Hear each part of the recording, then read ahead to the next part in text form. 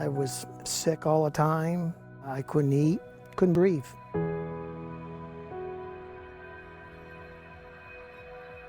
When I got home, it was scary because you could hear, and sometimes you swear it would stop, but it didn't.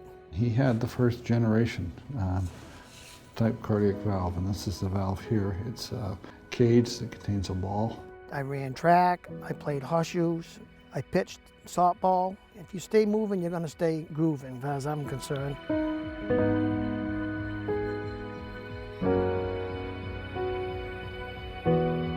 Let's go get the big ones. I couldn't walk this hill with my old valve. Now I can go up and down, I have no problem. It's like going from a Model T to a Cadillac.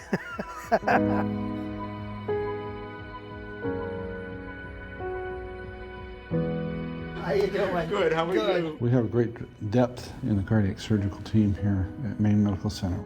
We have a team that does over 1,000 cases in the operating room each year, do everything from pediatric to adult cardiac surgery. We're in a unique position with incredible history and resources that are being applied towards not just keeping up with other parts of the world in terms of how we provide cardiac care, but really getting out in front.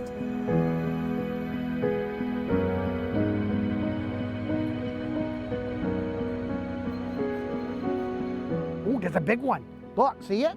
Our program is taking care of some of the sickest people in the state, and our goal is to help them get back to the things that are important to them, and to do that in a way that doesn't require a long, expensive journey to another city. When I hear of anybody else going in, I tell them, don't sweat it. They'll take care of you.